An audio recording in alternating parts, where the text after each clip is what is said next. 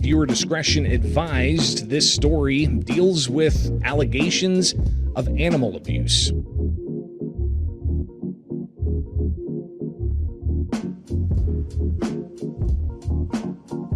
Spending in those taxpayer dollars to try to arrest people who are for trying to help dogs, I think is a pretty crazy prospect.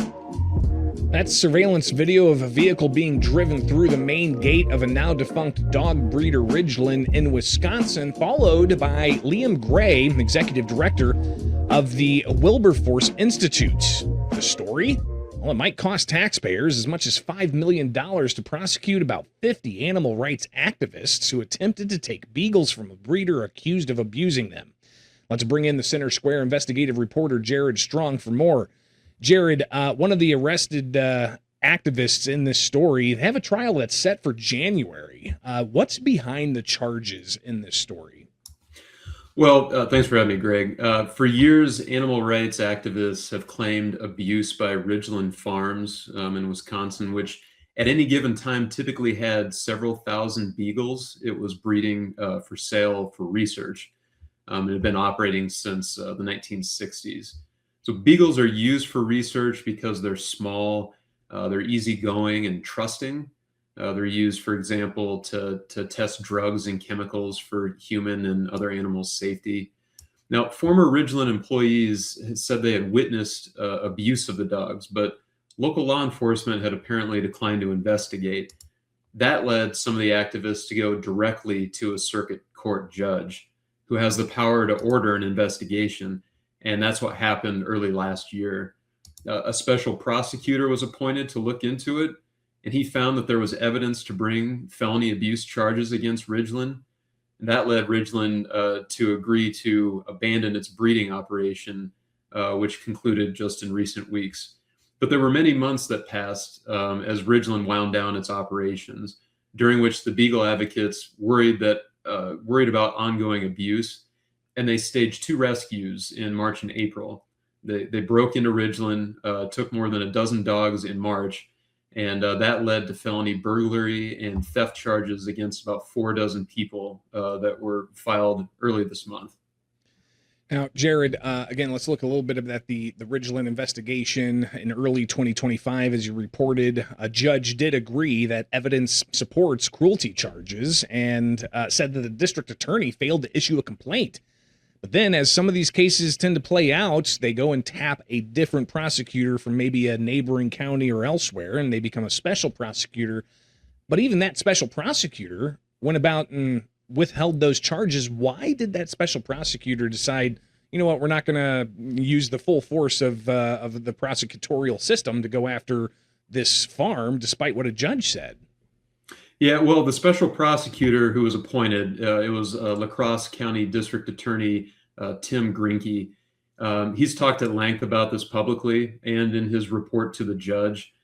He said it was the most expeditious way to ensure the safety of the dogs. He said, a prosecution might have taken more than a year and didn't have a guaranteed outcome.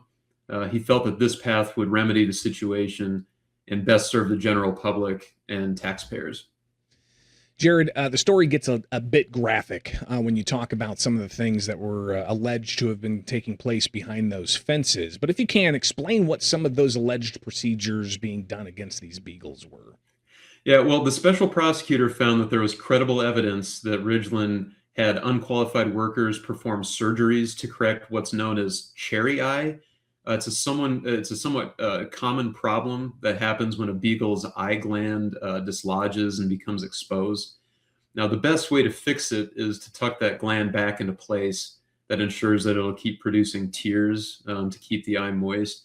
But Ridglan had its workers cut the gland off without using anesthesia, it was alleged.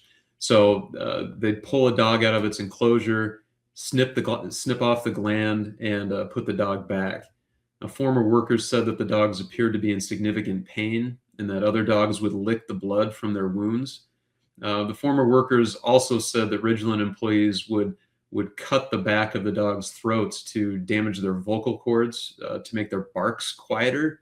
But those allegations were old enough that they exceeded the statute of limitations and couldn't be prosecuted.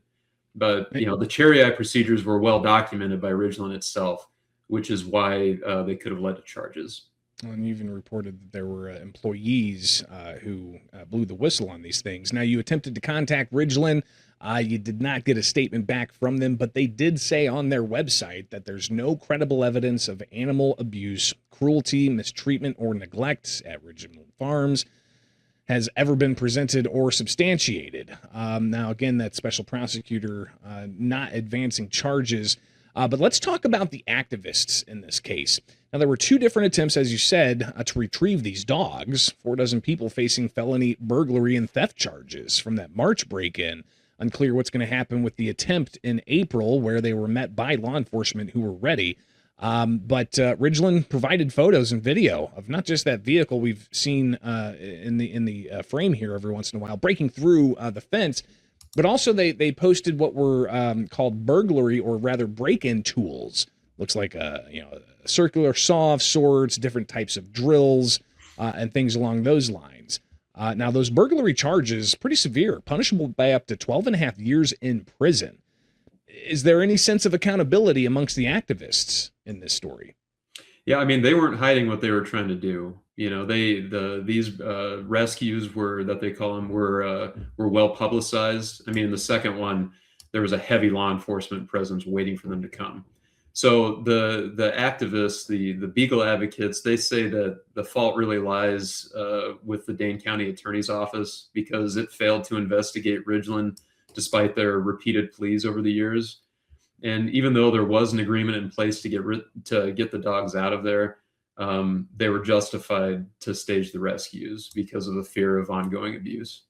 Yeah, and you talked with a litigation fellow for the Animal Activist Legal Defense Project, Stephen Seitz, and he said that they're eager to go to trial, saying that they think that they did morally just things, and they also believe they're legally right. Here's a little bit of what he had to tell you. The law does give various affirmative defenses. And I think sort of intuitively, we're all familiar with the idea of like a dog trapped in a hot car. I can't ordinarily go around breaking windows, but if there's a dog or a child in the back of a car who's overheating, then I can take emergency action and break someone's window and save that dog or that child. And I think this is sort of that on a much larger, more extreme scale. There's ongoing animal cruelty going on. No one is willing to do anything. Now, obviously, that's an argument that could very well be in front of a jury with a trial that could start as early as January. So just in a handful of months here. How much is this going to cost taxpayers? Not just, the amount used to respond to these activists encroaching upon the farm here, but also to prosecute these individuals. Well, it's kind of a hard figure to pin down. One of the activists who was arrested, he's also an attorney, and he estimated that it would cost more than $100,000 per person to prosecute, each one of those defendants. So, I mean, do the math on that, that's potentially millions of dollars. The county attorney's office didn't respond to our request to give their own estimate or respond to his estimate. Federal surveys have shown that felony prosecutions often cost less than $10,000. That's skewed a little bit in this context because, the vast majority of those prosecutions result in either plea deals or dismissals, not trials, which are much more expensive. And then on top of that, there might be appeals that drive up the cost. Jared, your story highlights, not just those concerns that the activists who are charged with crimes have about the taxpayer cost and about the lives and safety of these beagles, but also seems to highlight that dichotomy between actions taken against the activists to hold them accountable for showing up to a private property with burglary tools and using a vehicle to smash through a gate. But contrasting that with whatever actions were taken against the dog breeder, what did the Dane County Sheriff's Office have to say about that perception of this dichotomy?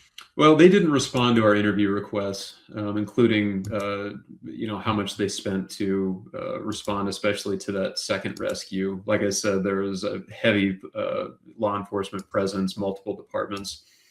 But the sheriff's office does keep information on its website explaining its response in this situation.